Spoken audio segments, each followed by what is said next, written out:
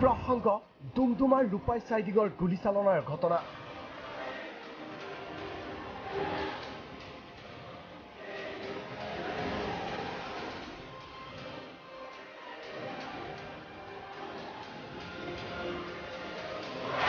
আৰক্ষীৰ জালত মন্টু মৰাণ সহ 6জন অভিযুক্ত।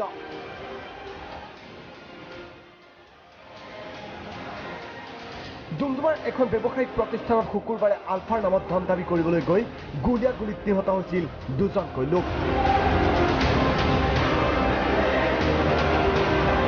ঘটনাৰ পিছৰে পৰা তিনিচুকীয়াৰ অতিৰিক্ত আৰক্ষী অধীক্ষক আৰু ডুমডুমাৰ আৰক্ষীয়ে অভিযুক্তক কৰায়ত্ব কৰিবলৈ তৎপৰ হৈ পৰিছিল।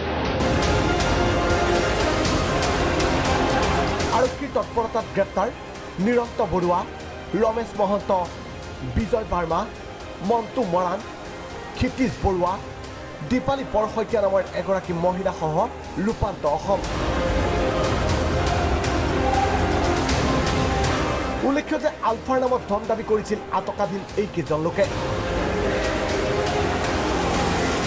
ডুমডুমা আৰক্ষী থানাত সংবাদমেল যোগে জিলা প্ৰশাসনে ঘটনাৰ সবিশেষ বৰ্ণনা কৰিলে। ঘটনাত ব্যৱহাৰ কৰা 2টা পিষ্টল, 5 জাই সজীৱ গুলী আৰু 23,000 টকা আৰক্ষীয়ে উদ্ধাৰ কৰিছে। ঘটনাৰ পিছতে আলফা স্বাধীনেও স্পষ্ট কৰি দিছিল ৰূপান্ত অসম আলফা স্বাধীনৰ লগত কোনো ধৰণে জড়িত নহয় বুলি। সংক্ৰান্তে আমাৰ SIT টিম এটা গঠন কৰা হৈছে। এই SIT টিম আৰু আমাৰ থানাৰ বিশেষকৈ ডুমডুমা থানাৰ OC, বাগজান থানাৰ OC, কাকপথাৰ থানাৰ OC, ফিলবাৰী থানাৰ OCৰ কোঅৰ্ডিনেটেড এফৰ্টৰ ফলত আমি এই ঘটনাৰ লগত জড়িত আটাইকেইজন ব্যক্তি আৰু ঘটনাত ব্যৱহৃত 2টা পিষ্টল আমি উদ্ধাৰ কৰিবলৈ সক্ষম হৈছোঁ।